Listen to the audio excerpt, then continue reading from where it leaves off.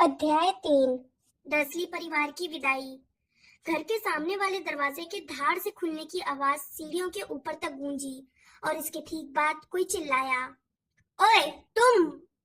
16 साल तक इस तरह बुलाए जाने के बाद हैरी को जरा भी शक नहीं था कि उसके अंकल उसे ही आवाज लगा रहे थे। बहरहाल उसने तत्काल प्रतिक्रिया नहीं की।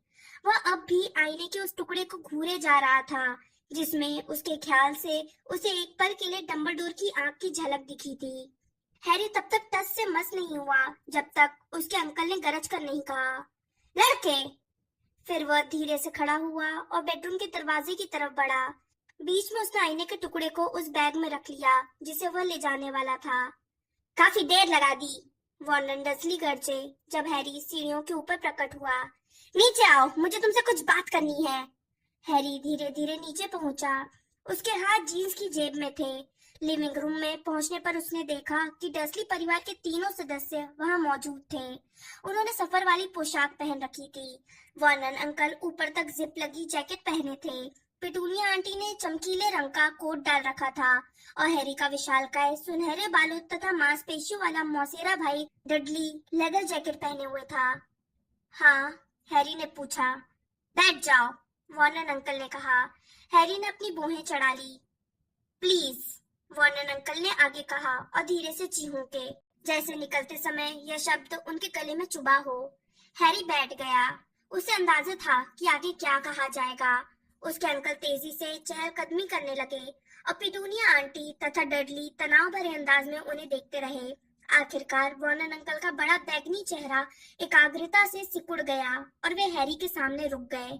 उन्होंने कहा, मैंने अपना इरादा बदल लिया है। कितनी हैरानी की बात है, हैरी ने व्यंग्यात्मक अंदाज में बोला। अपने अंकल से इस तरह बात मत करो, पिटूनिया आंटी तीखी आवाज में बोली, लेकिन वर्नन अंकल ने अपना दाहिना हाथ उठाकर उन्हें रोक दिया। यह सब बकवास है, वर्नन अंकल ने सुअर जैसी छोटी आंखों से हैरी को गुस्से से घूरते हुए कहा। मैंने ये तय किया है कि इसके एक शब्द पर भी यकीन नहीं करूंगा। हम लोग यहीं रहेंगे, कहीं नहीं जाएंगे। हैरी ने अपने अंकल की तरफ देखा। उसे चिढ़ भी छूट रही थी और हंसी भी आ रही थी। पिछले 4 हफ्तों से वर्नन अंकल हर 24 घंटे में अपना इरादा बदल रहे थे और इरादा बदलने के साथ ही हर बार सामान कार में रख या निकाल रहे थे। हैरी का प्रिय पल वह था जब वर्नन अंकल ने डडली के बैग को झुलाकर डिग्गी में रखने की कोशिश की थी, लेकिन चूंकि उन्हें यह पता नहीं था कि डडली ने उसमें अपने डंबल्स रख दिए हैं, इसलिए डंबल्स उनके पैरों पर गिर गए और वे दर्द से चिल्लाते हुए गालियां देने लगे।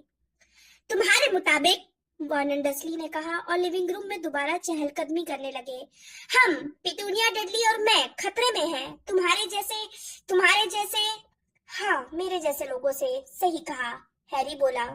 देखो, मुझे इस बात पर भरोसा नहीं है, वर्नन अंकल ने हैरी के सामने रुकते हुए कहा। मैं आधी रात तक इस सब के बारे में सोचता रहा और मैं इस नतीजे पर पहुंचा हूँ कि यह घर हथियाने की साजिश है। घर? हैरी ने दोहराया। कौन सा घर? यह घर, वर्नन अंकल चीखे और उनके माथे की नस फड़कने लगी। हमारा घर। इस इलाके में मकान की कीमतें आसमान छू रही हैं। तुम हमें रास्ते से हटाना चाहते हो ताकि उल्टी सीधी हरकतें करके सारी जायदाद अपने नाम करवा लो। और आपका दिमाग तो नहीं सरक गया है? हैरी ने कहा। इस मकान को हथियाने की साजिश? क्या आप सचमुच इतने मूर्ख हैं? तुम्हारी क्या जरूरत? पिटूनिया आंटी चिंगाड़ी, लेकिन वर्नन अंकल ने एक बार फिर उन्हें चुप करा दिया। उनकी नजर में उनकी बुद्धि पर होने वाला हमला इस खतरे की तुलना में कुछ भी नहीं था जिसकी ओर उन्होंने इशारा किया था। और अगर आप भूल गए हो, हैरी ने कहा, तो मैं आपको बता दूं कि मेरे पास पहले से ही एक मकान है जिसे मेरे गॉडफादर ने मेरे नाम छोड़ा है। फिर मैं इस मकान पर कब्जा क्यों करना चाहूंगा? सुखद यादों के कारण। खामोशी छा गई। हैरी को लगा कि उसके अंकल इस तर्क से प्रभावित हो गए थे। वर्नन अंकल ने दोबारा चहलकदमी शुरू करते हुए कहा, तुम्हारा दावा है कि यह लॉर्ड नाम का आदमी वोल्डेमॉर्ट, हैरी ने धीरता से कहा, और हम ये बातें पहले ही कम से कम 100 बार कर चुके हैं। यह कोई दावा नहीं है, यह तो सच्चाई है। डंबलडोर ने पिछले साल आपको ये बात बताई थी और किंग्सले तथा मिस्टर वीजली। वर्नन अंकल ने गुस्से से अपने कंधे झुका लिए। हैरी समझ गया कि उसके अंकल क्या सोच रहे होंगे। गर्मी की छुट्टियां शुरू होने के कुछ समय बाद ही दो व्यस्त जादूगर वार्नर अंकल से मिलने आए थे और अंकल उसी घटना को भुलाने की कोशिश कर रहे होंगे।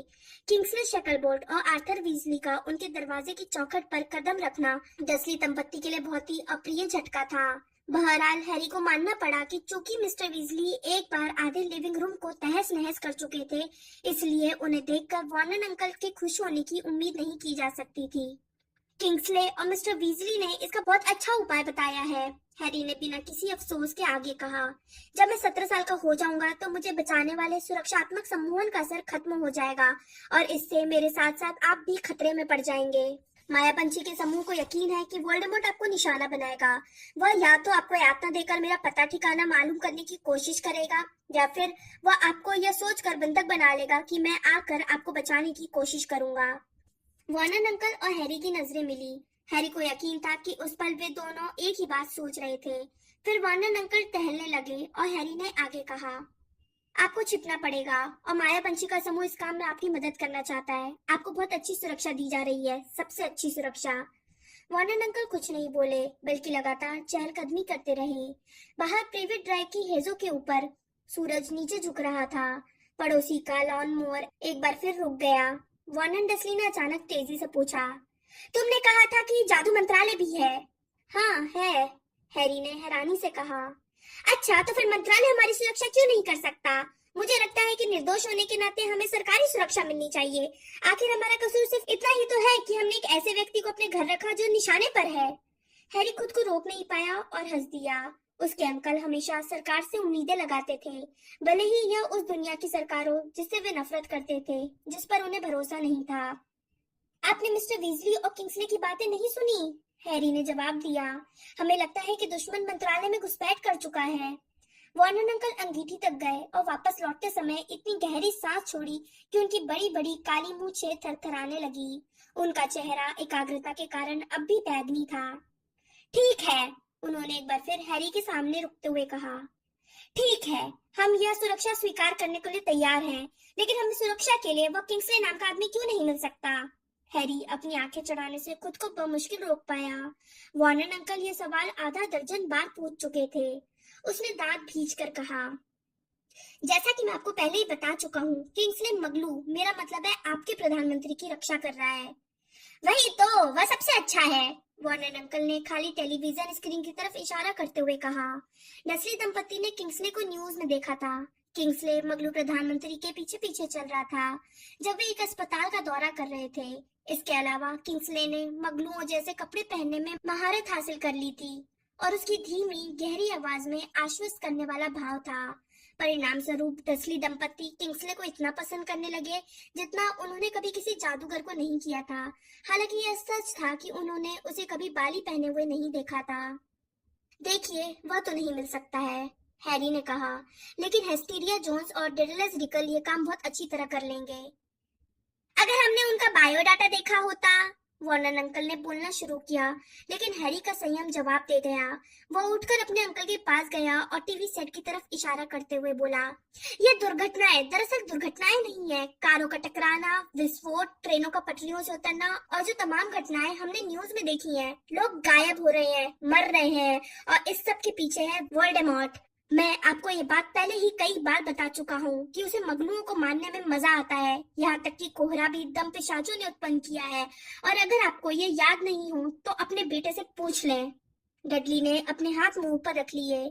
फिर अपने माता पिता और हैरी की निगाह खुद पर टिकी देखकर उसने उन्हें धीरे धीरे नीचे किया और पूछा, वे और भी हैं?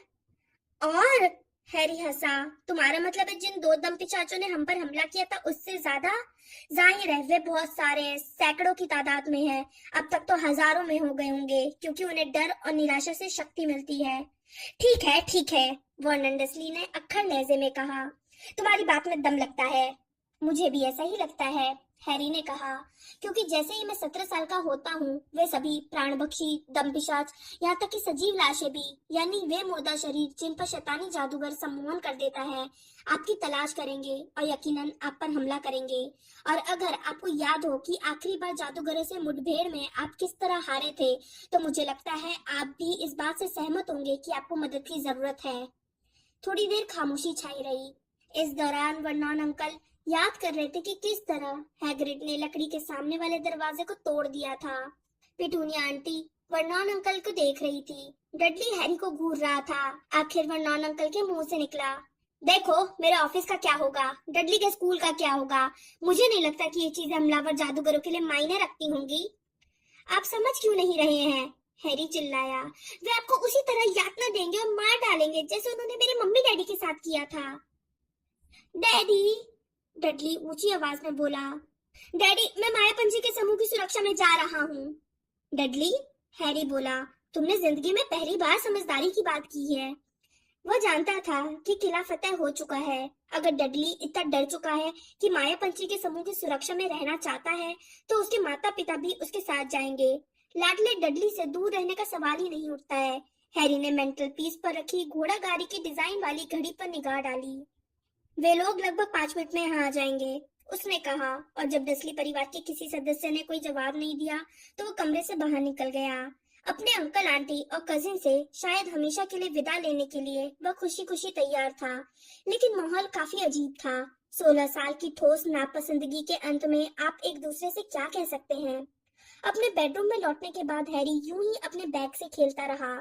फिर उसने हेडविग के पिंजरे की छड़ों के बीच से कुछ आउल नट्स अंदर डाल दिए। वे हल्की खन के साथ तलहटी से टकराए, लेकिन हेडविग ने उनकी तरफ ध्यान नहीं दिया। हैरी ने उसे पुचकारते हुए कहा, हम लोग जल्दी, बहुत जल्दी यहाँ से निकल रहे हैं, फिर तुम जी भरकर उड़ लेना।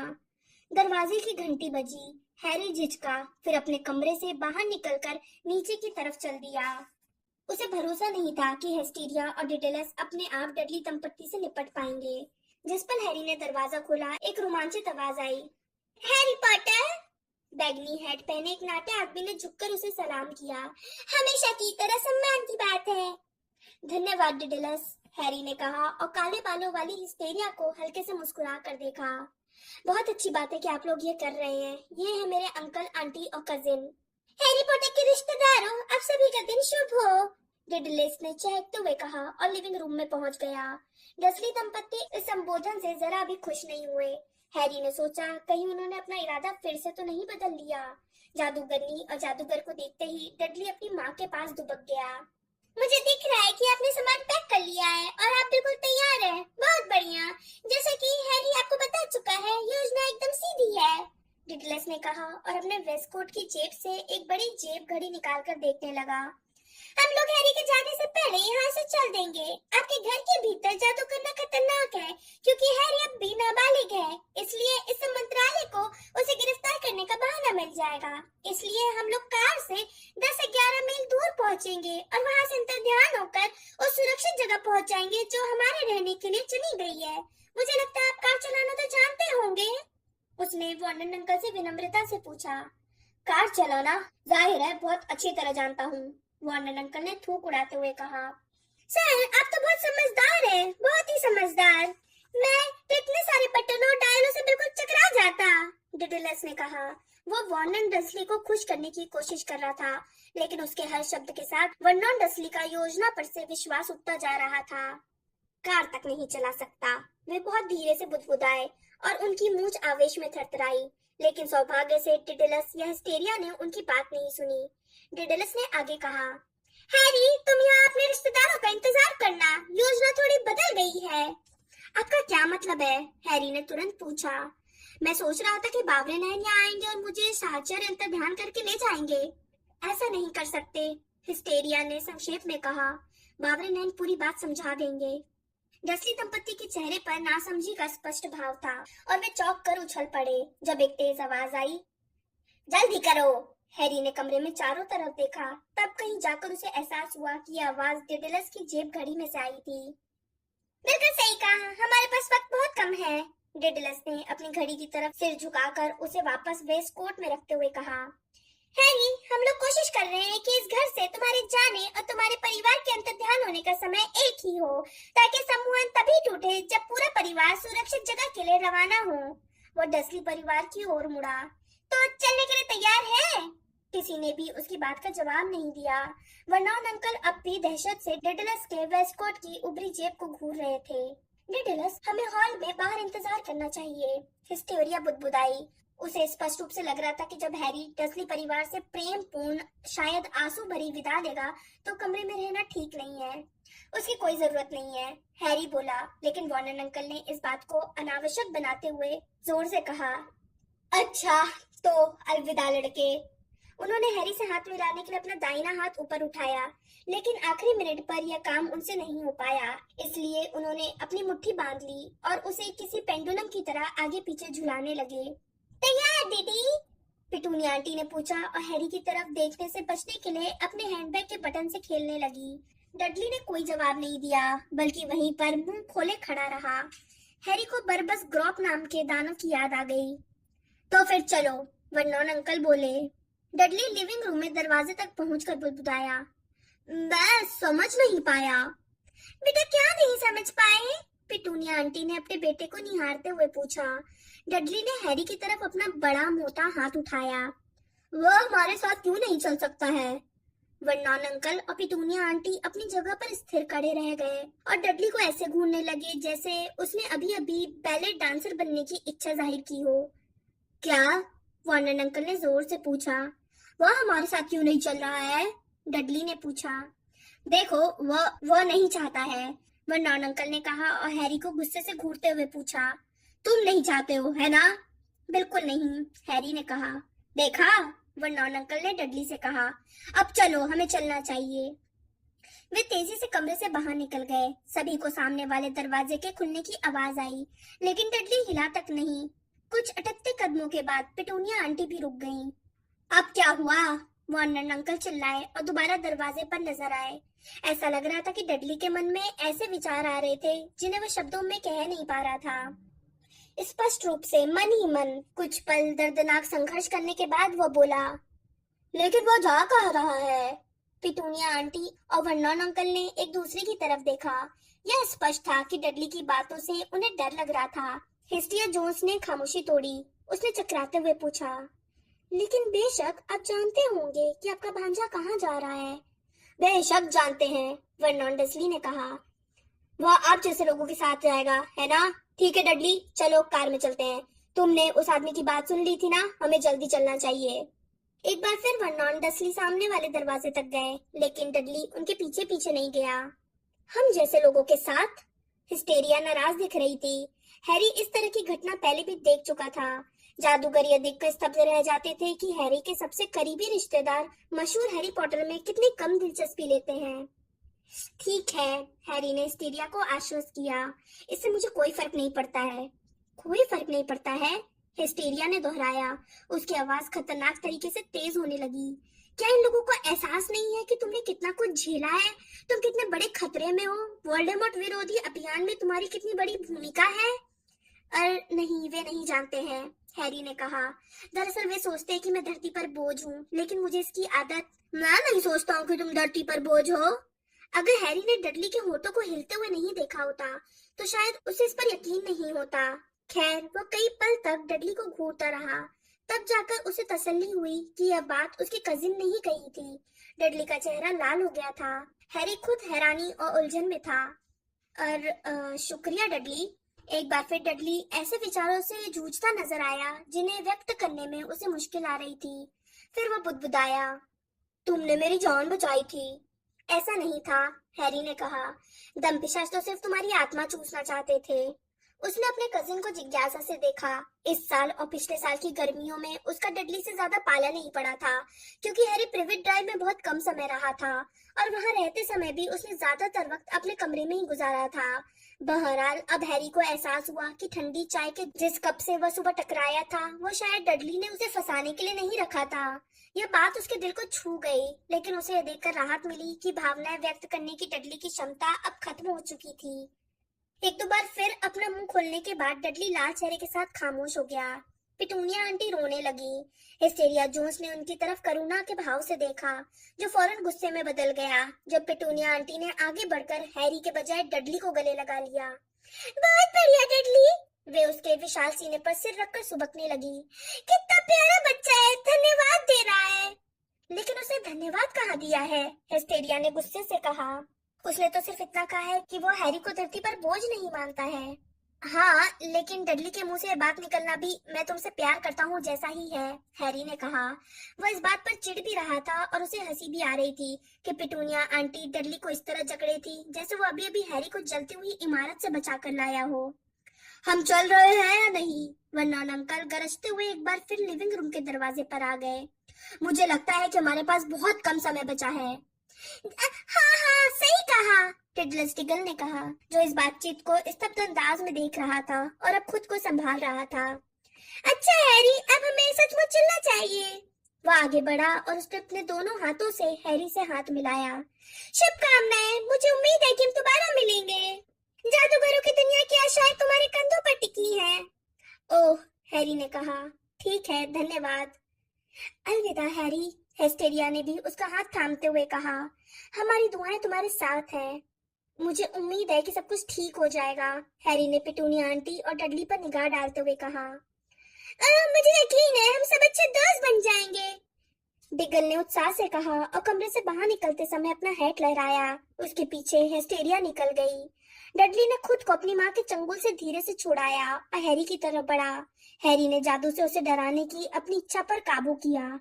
फिर डडली ने अपना बड़ा गुलाबी हाथ आगे बढ़ाया। ओह डडली, हैरी ने पिटूनिया आंटी की दोबारा शुरू हो गई सिसकियों के ऊपर से कहा, क्या दम पिशाचों ने तुम्हारी भीतर नई आत्मा डाल दी? क्या पता, डडली बुदबुदाया। मिलते हैं हैरी। हाँ, हैरी ने डडली से हाथ मिलाते हुए कहा। मिलते हैं डडली दादा, अपना ध्यान रखना। डडली हल्के से मुस्कुराकर कमरे से बाहर निकल गया। हैरी को गिट्टी भरे ड्राइव में उसके भारी कदमों और फिर कार के दरवाजे के धड़ाम से बंद होने की आवाज आई। पिटूनिया आंटी, जिनका चेहरा रुमाल में दफन था, उस आवाज को सुनकर मुड़ी। शायद उन्हें यह उम्मीद बिल्कुल नहीं थी कि वे हैरी के साथ अकेली रह जाएंगी। अपने गीले रुमाल को जल्दी से अपनी जेब में ठूसती हुई वे बोली, अच्छा तो विदा। और फिर उसकी तरफ देखे बिना वे दरवाजे की तरफ चल दी। अलविदा, हैरी ने कहा। वे रुकी और उन्होंने पलटकर पीछे देखा। एक पल के लिए तो हैरी को लगा कि वे उससे कुछ कहना चाहती हैं। उन्होंने उसे अजीब अंदाज में देखा और कुछ बोलने के लिए मुंह खोला, लेकिन फिर हल्के से सिर झटक कर वे तेजी से कमरे से बाहर निकल गईं।